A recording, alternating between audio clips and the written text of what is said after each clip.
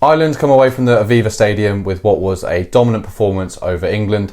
A late consolation try makes the scoreline look a little bit closer for England, but there's only ever going to be one winner from this game. Ireland were dominant throughout, really. I mean, it wasn't the sort of the best performance from Ireland. They won't be entirely happy. I mean, supporters watching that game wouldn't necessarily be completely happy with the way Ireland performed. As the world ranked number one team, the scoreline was good, but the performance was definitely far from their best. Now, England, I felt, started off relatively well, a good bit of early possession, and George Ford kicked the 3 points to start off. Ireland got their first try within the first 10 minutes, with Bundy Aki crashing over from what was a very poor English defensive passage. England looked relatively physical early on, but Will Stewart was just caught out and went through the gap, did Ireland, and England were just looked completely lost. Will Stewart was caught completely flat-footed, and just a little tip pass sent Ireland flying through the gap with a little tip on to Bundy Aki to go under the sticks. Now, this sort of ruined the English momentum. The Englishmen were sort of benefiting off a couple early Irish errors, so I was gaining slight confidence through that, but it wasn't long until Ireland turned the tide, and Gary Ringrose went over for the second try just before half-time, what was a lovely crossfield kick by Matt Hansen, and went over in the corner to stretch out the Ireland's half-time lead to 12-3. Now, a couple of areas of improvement that Ireland will hope to have before the World Cup was, once again, 2 weeks running, their line-out play wasn't the best. They started off in the game with a nice line-out play with, I think it was Dan Sheehan wrapping around on what is sort of a trademark Irish set play, where he just takes the ball off the top of the line-out and then just runs round straight into that sort of number 10 channel and creates some really good dominant play. But it was actually the Irish line-out which really halted Ireland's momentum throughout the game. I think it was at least sort of 3-4 line-out errors, not necessarily with the throw, which did occasionally go wrong, but it was the maul setup, sealing off the ball carrier in the maul, so sort of like an obstruction type penalty. And there was also times where they took the ball into the maul, didn't use it, and then conceded a turnover. So look, Ireland going into the World Cup will want to make sure their maul is on point, because that is really one area of dominance for Ireland if they can get that working well. And it's very hard to go a long way in a World Cup if you don't have a fully functioning line-out driving maul. Now, I felt Ireland were a little bit rusty. I mean, I'm saying all of these things, they were all definitely far better than what England were putting on the pitch, but to Ireland's standard, they were a little bit rusty early on. Ross Byrne wasn't really clicking, sort of passes were going just behind players, which limited Ireland's ability to get on the front foot and sort of really exploit England's lack of entertaining style of rugby, their sort of negative style of constant kicking. So yeah, that limited Ireland's momentum. And I said they were a little bit rusty. Another area is relating also back to Ross Byrne was the goal kicking. As you can see, there was 5 tries from Ireland, only 2 converted, which meant 3 kicks. They weren't necessarily easy kicks, but in a knockout game of rugby, those 6 points can really cost you. So those are a couple areas of improvement I think Ireland would like. There was some good sort of continuity passages of play where Ireland did look impressive, but often Ireland sort of were falling foul to some just simple errors really of players not potentially being in the exact right place, but it was definitely enough to give England plenty on their plate to defend. Now, with England, the main areas that they struggled in, I felt, was the slow ball. Ben Youngs was simply not getting to that breakdown quick enough. I saw a couple times George Ford chirping at Ben Youngs to get that ball away quicker.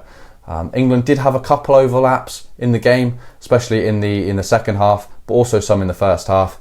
But the fact that the ball was so slow meant that the Ireland drift defence was superb, could really get on top of England and create line speed. So the slow ball was really a big problem. Now, the handling errors has been a big issue for England in the previous 2 games. Now, that was sort of fixed this game. There was a lot less handling errors. Now, this could partially be due to George Ford kicking the ball away an awful lot, so there's less opportunity to drop the ball. But I do feel that the handling errors were improved, but they were simply replaced by a rather poor penalty count. Some silly decisions really, some 50-50 calls which you're always going to have in a game of rugby. You can never go through a game of rugby and concede sort of less than a few penalties, but there was sort of some silly errors of not rolling away quick enough by the likes of Dave Ribbons, which really meant Ireland could piggyback down the pitch and gain some really vital territory. Now, throughout the game, Ireland didn't opt for points in what was a sort of a warm-up game style performance in terms of wanting to go to the corner and really work on your core skills, whereas England early on opted for the penalty. So potentially two clashing mindsets there of two opposing game plans. Now, in terms of England going forward, it does feel like that their only real way of staying in test matches is via kicking 3 points. Now, this is really worrying as their only try of the game came late on in sort of the 70th minute. England never really put Ireland under any pressure. Now, scoreboard pressure is a real thing in rugby. If you can get ahead via a try, for example, and a team like Ireland falls sort of 2 scores away, that's when the pressure from the scoreboard can really pile on a team, and they create more errors because they're under pressure, and sort of you can stretch away.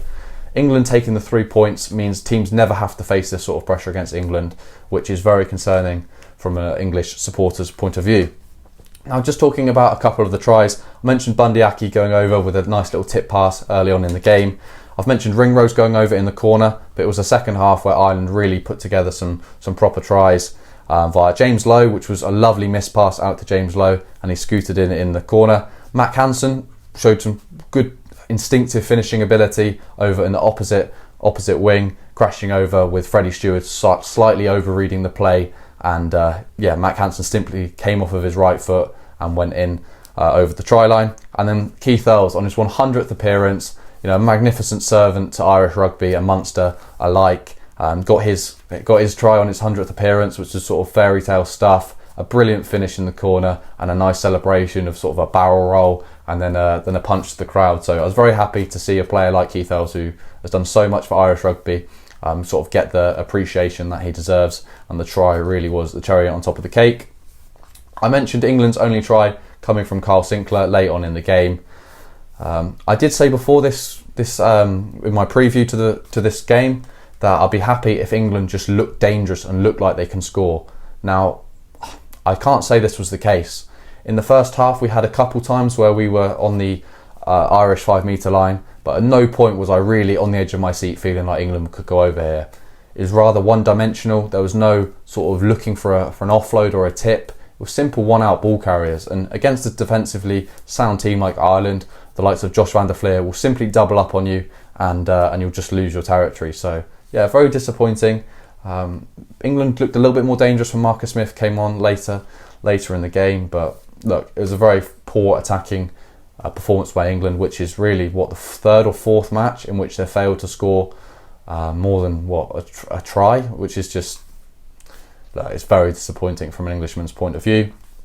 A card from Billy Vunipola, which was the yellow card, which got upgraded to a red card in the bunker, where the referee says it meets yellow card threshold, goes to the bunker, and it was upgraded to a red card. Look, it wasn't quite as blatant as the Owen Farrell red card the week previous, but it's definitely problems England do definitely not need at this stage. Look, I don't disagree, it is a red card.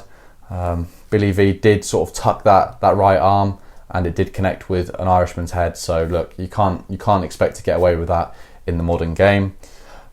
England probably played best when Billy was off and down to 14 men. They seemed to pick up the tempo a little bit and start to play a little bit more. But one of the things I always notice during watching Test match rugby is when a team are so far down in terms of points and really need to press the gamble button, they play their best rugby. It's almost like the pressure's been lifted.